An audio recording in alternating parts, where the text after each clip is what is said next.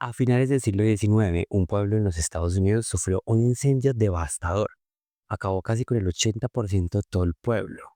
La razón, una aparente maldición que lanzó una bruja que murió 20 años antes de este acontecimiento. Estoy hablando de la bruja de Yazoo. Y aquí, en mi sala, en Historias de la Sala, les voy a contar esa historia, la historia de la bruja de Yazoo. Todo pasa a orillas del Mississippi, ¿cierto? El río Mississippi, ustedes saben, es uno de los ríos más grandes y más largos de los Estados Unidos. Tiene muchas orillas, tiene muchos pueblos que se conectan, pero esta vez vamos a hablar del río Yazoo y del pueblo Yazoo, Yazoo City.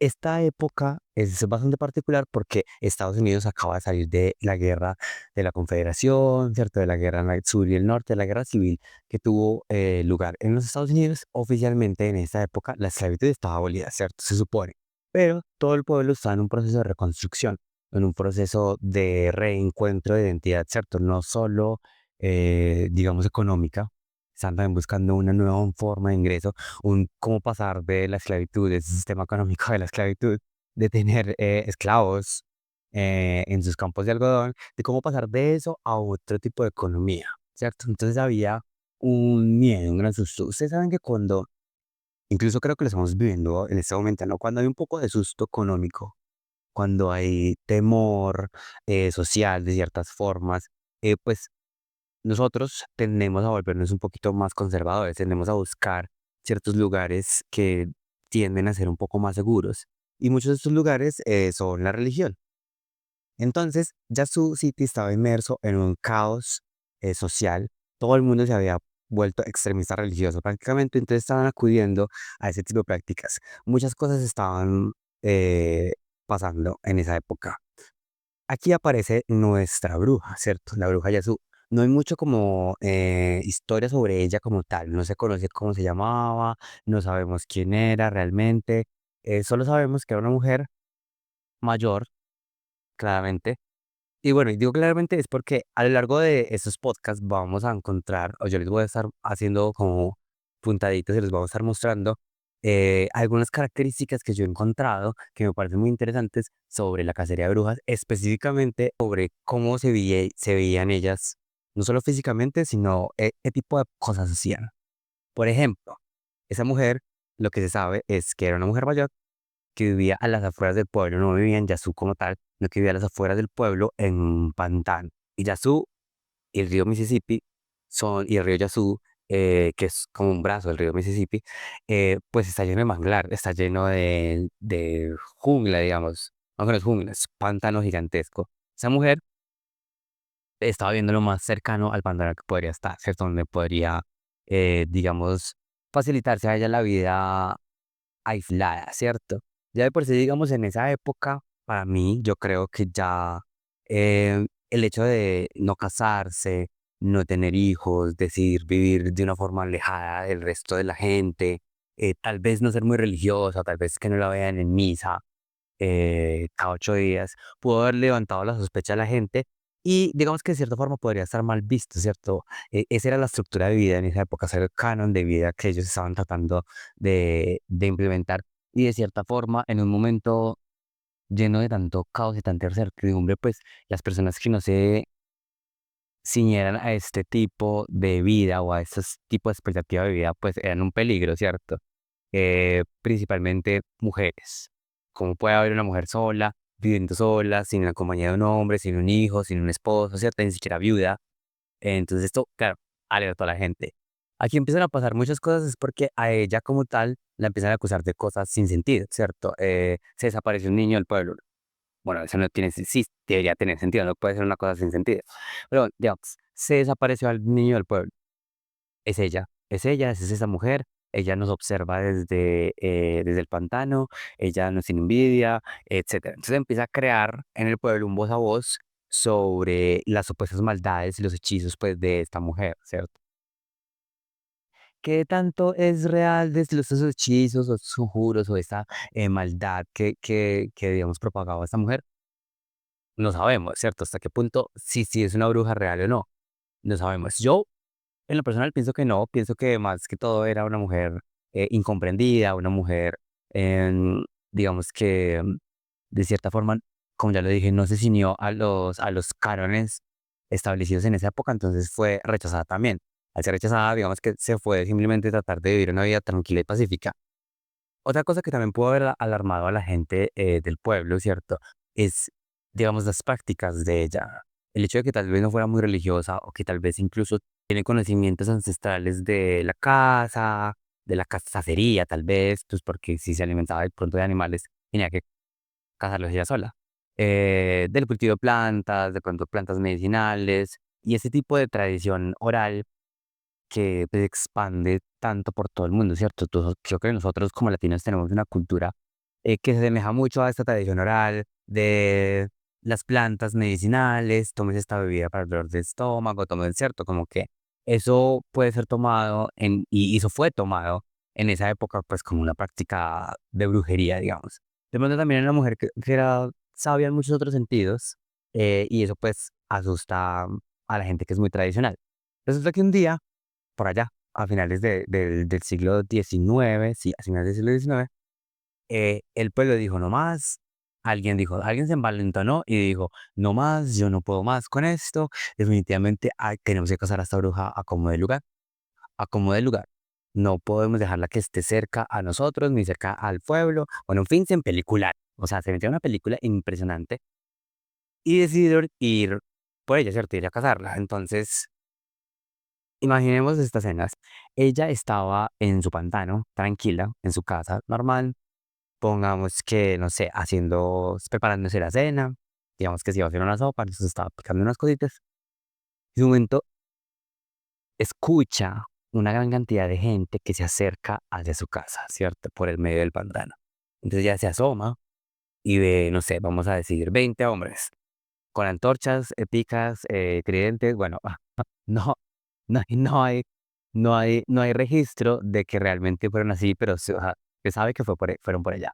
Desde mi punto de vista, no pasó nada sobrenatural, ¿cierto? No pasó nada así tipo película en la que ella hizo un hechizo y controló el lodo a lo Avatar. No, no pasó nada sobrenatural. Simplemente eran pues, una horda de hombres que se fueron a capturar a una mujer. La llevaron hasta el pueblo, la metieron en la cárcel, estuvo encerrada pues en una celda un tiempo.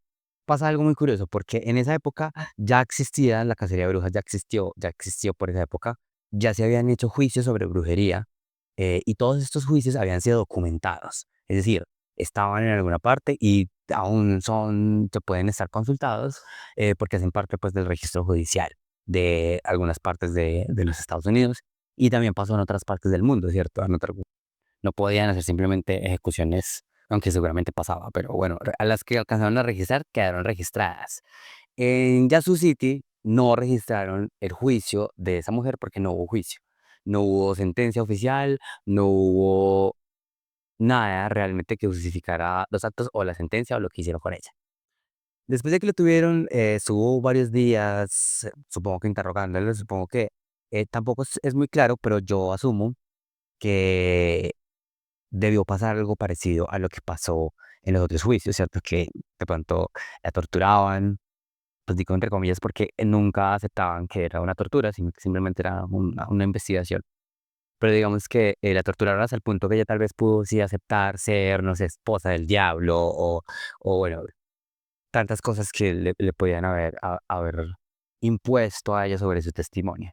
El punto es que después ella la liberan, no públicamente, es decir, no la sacan, no la dejan libre, sino que simplemente las llevan a su celda, la sacan de la cárcel, la alejan de nuevo de la ciudad y las llevan hasta su propia cabaña en el pantano.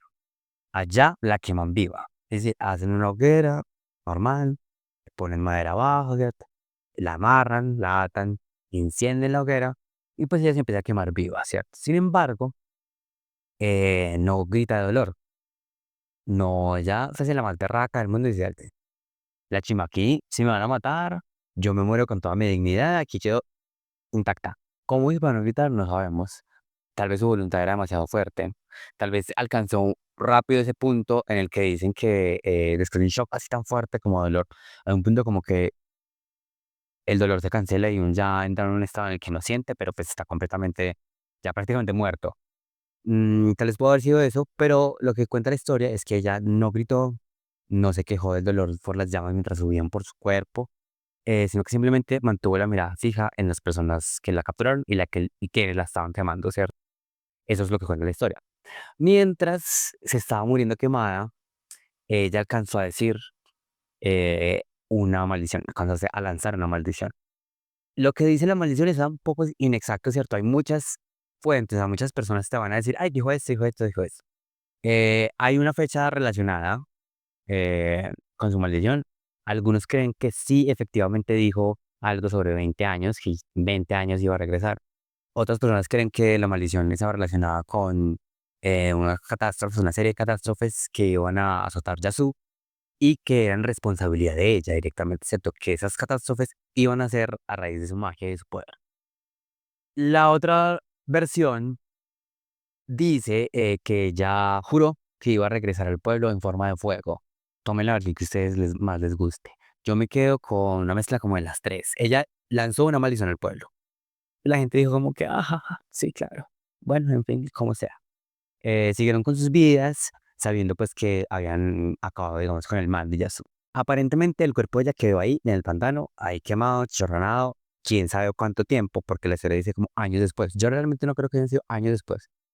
Pero vamos a decir que un tiempo después, alguien regresó hasta el pantano y dijo, no, pues no, pues, o sea, que cagada también dejarla ahí, ¿cierto? Como pues, o sea, vamos a darle santa sepultura. Esta persona llevó el cuerpo de la bruja quemado hasta el cementerio de Glenwood. El nombre es importante porque a la actualidad, hoy en el 2026, se puede visitar el cementerio y se puede visitar la tumba de la bruja Yasu. Si ustedes en algún momento van a hacerse un paseo por el Mississippi, pues pueden encontrar la tumba. También esta historia que les estoy contando hace una aparición en dos libros.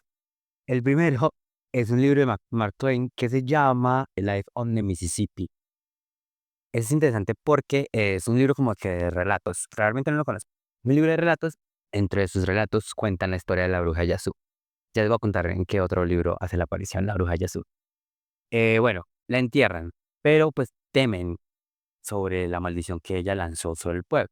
Entonces deciden crearle como una especie de jaula de metal, ¿cierto? Como ponen alrededor, clavan alrededor una especie de cadena de metal, de hierro, con la intención de poder contener el poder de la bruja dentro o simplemente proteger pues el afuera. Y le ponen una lápida, y le ponen una lápida súper grande, ¿cierto? Aquí ya yace la bruja Yasu.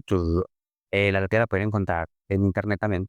Pueden buscar tumba de la bruja Yasu y ahí les va a aparecer cómo es la tumba. Hay también muchos videos, mucha información, pero si tienen más curiosidad, pues pueden también investigarla. La gente del pueblo de Yasu siguió haciendo su vida normal, ¿cierto? Digamos que tal vez la economía mejoró un poquito nomás, ¿cierto? Porque entraron pues al nuevo siglo también. Y en 1904, por alguna razón, es bastante inexplicable. O sea, ellos no cuentan, la historia misma cuenta que no se sabe cómo un fuego, un incendio, se propagó tan rápido en esa época en Yasu. Recordemos que Yasu está al lado de un río, es el río de Yasu, que se conecta con el Mississippi. Es como, digamos, un valle, realmente el pueblo es súper plano. Yo no he ido, pero he visto mucho y tuve la oportunidad de investigar bastante sobre Yasu porque les voy a contar. La bruja de Yasu hace aparición en una novela. Yo soy escritor y tengo un par de novelas publicadas. Y mi primera novela se llama Tumba de Brujas. Es una fantasía oscura.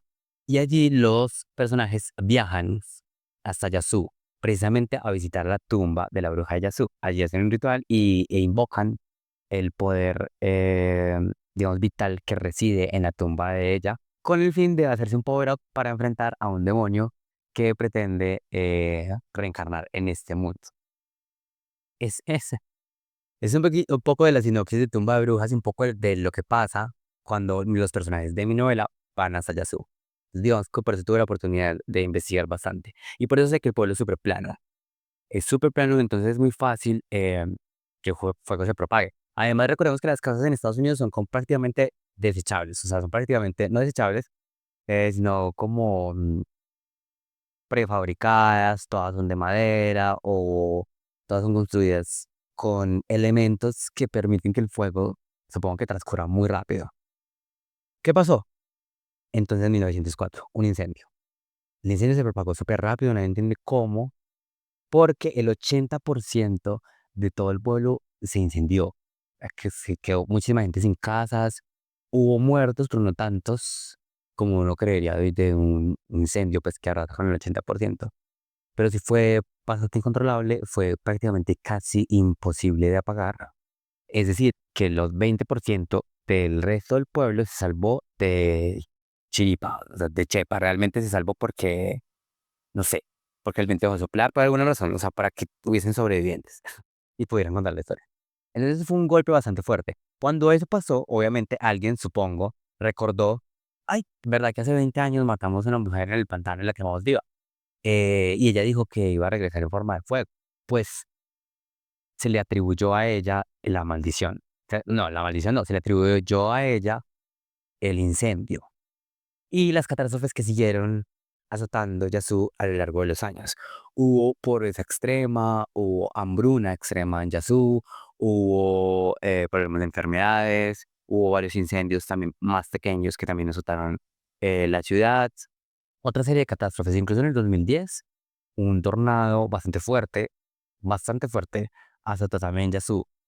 No se le atribuyó tanto a la bruja, digamos, pero pues siempre en su memoria, en su cultura existe este personaje. Entonces, cada vez que pasen cosas así, pues ellos eventualmente van a recordar este personaje que también se hizo parte de su cultura y de su historia, ¿no? Como les digo, hay personas que van y hacen visitas guiadas al cementerio, les cuentan sobre la historia de Yasuo. Un dato curioso es que, digamos, las cadenas que encierran la tumba de la bruja de Yasuo son reemplazadas constantemente y son bendecidas cada tanto. No estoy seguro si en la actualidad, si hoy lo siguen practicando cada 8 días, porque sé que cada 8 días lo hacían. Como que después de la misa el domingo, no sé, se iban y bendecían las cadenas. Las cadenas han aparecido varias veces rotas. En el 2010 dicen, no estoy seguro, eso puede ser un chisme, pero dicen que las cadenas estaban rotas en el 2010 cuando el tornado azotó Yasu, por ejemplo. Lo dejo a su interpretación. ¿Ustedes creen que de verdad fue una maldición? ¿Ustedes creen que la bruja Yasu regresó en forma de fuego, regresó en forma de catástrofe y tiene hayas asustado por su muerte? Debería. Mentira, no lo dejes a su interpretación. Cuéntenme qué les parece, qué piensan, si de verdad existen o no existen este tipo de maldiciones o puede ser casualidad. También pienso que, pues, es muy del ser humano atribuirle este tipo de cosas, ¿cierto? Buscar, digamos, un chivo expiatorio, buscar una razón por a quién echarle la culpa sobre las cosas malas que pasan, sobre las catástrofes, sobre las cosas inexplicables. Siempre ha habido, digamos, este personaje. Y en lugares tan pequeños como Yasu, por ejemplo, la víctima de la culpa de todo lo que se pasaba al pueblo, pues fue una mujer. En mis investigaciones yo he encontrado mis investigaciones, ¿no? Como si hubiésemos hecho muchas. Pero para Tumba de Brujas sí tuve que investigar harto sobre la vida de estas mujeres. Y hay algo en común entre las brujas, porque en las otras historias les voy a contar la historia de esas otras brujas y otras historias. Principalmente esas historias que son un poco atadas a la realidad que me inspiraron a mí a escribir no solo Tumba de Brujas, sino también Vórtices Viles. Ese es el propósito de este podcast. Entonces, yo espero que me acompañen en ese recorrido. No, lo que les quería decir es que siento que durante esa época siempre hubo un temor sobre la mujer independiente, sobre la mujer que pensaba diferente, sobre la mujer que no dependía de un marido o una iglesia para sobrevivir o para subsistir. Y creo que esta mujer en Jesús cumple todas esas cualidades de la bruja a principios del siglo XX, en un pueblo tan católico y como tan marcado por tantas cosas. Así fue. Esa es la historia de Yasú. Espero que les haya gustado, espero que les haya entretenido un rato por lo menos. Esas son historias en la sala, esta es mi sala, y aquí es donde yo cuento historias. Nos vemos en la próxima historia.